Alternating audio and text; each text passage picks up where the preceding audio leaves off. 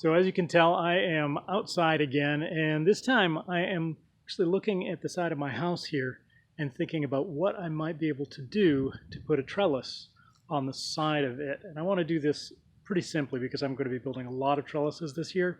So I'm thinking that what I can do is, you see that window and the window over there?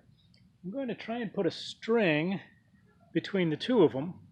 Actually probably a wire between the two of them. Then I'm going to hang strings down from that, and we will be planting some things, some runner beans along the side of the house here. And as you can tell, haven't really cleaned up around here yet from the winter time. Still looks a little scrappy. So I'm going to go inside. I'm going to collect some materials and be right back with you and show you what I'm going to use to do this. And it's all stuff that I've got hanging around. So it's a pretty simple thing, putting up a string trellis.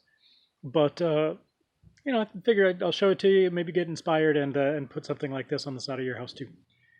We're back inside for the moment, and I was going to show you what I collected. I found some outdoor, what I believe is telephone wire from an old project back when we used to use landlines. It's a Cat 3 cable.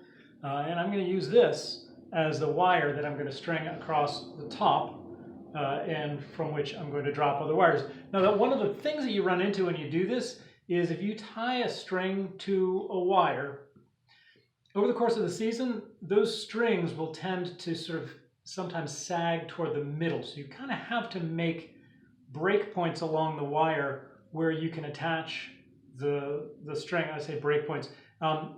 What I'm doing is actually creating little loops along the wire where I can attach the string. I kind of lock it in place by including a little copper ring on it. I didn't have any non-rusting metal rings, so I decided to make some. I'm going to show you how I do that right now, just for fun. This is all about just making stuff with stuff you already have. And so when I'm doing that, sometimes it's just creativity in action. So here's a piece of. Basically, this came out of I think 14 gauge wire that you would use for wiring your house. Now, what I do to make that little loop, which is really handy, and I think I'm going to use these little loops for other things too, is I just bend the wire around, and then I bend it around a little further until it looks something like that. Okay, so maybe tighten that up just a bit. And then I grab the loop and I wrap the wire around that little bit that I left at the top. And so then you've got this. Now you have a handy little loop you can use. It's kind of a link or a in this case, it's going to end up being something where I will hang a string from. And so the string, which will only last one season, will go away, but this loop will remain attached to this wire that will be up there. And next year, I can actually hang up more string from these little loops.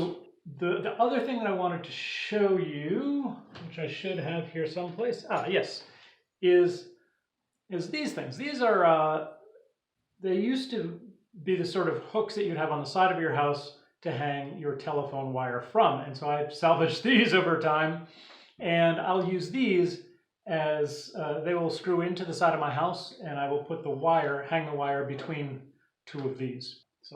So I'm going to make a bunch of these little rings, and I'll get back with you and show you how I'm going to hang this up on the side of the house.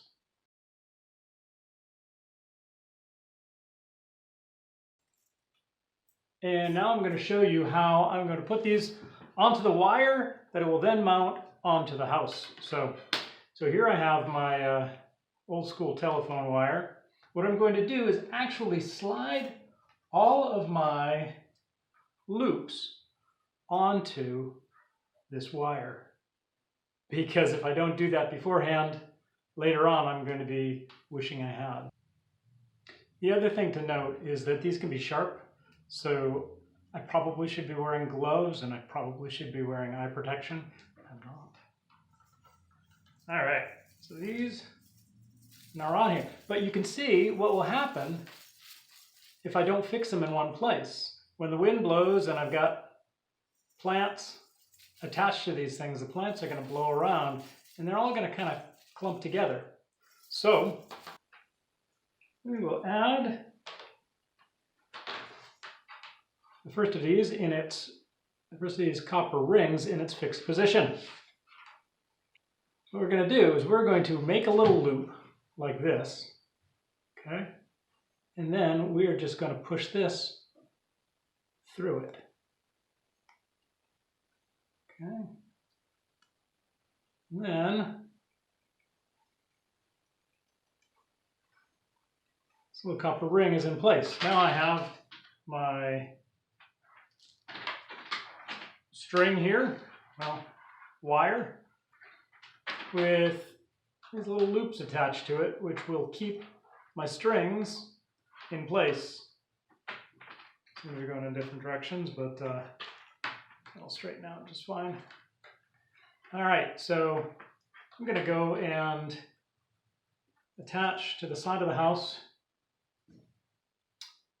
these little things, and I'm also going to get the string, and I think probably before I attach it to the side of the house, I'll get the string and make sure it's the right length and make enough strings for this trellis that I'm putting together.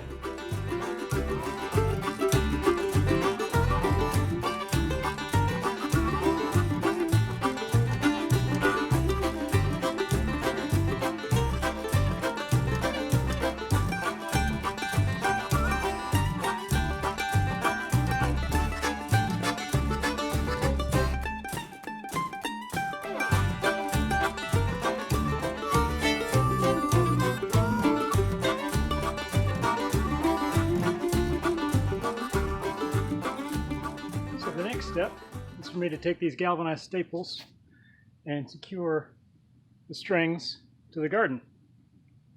So that's what I'm doing. It's pretty simple stuff.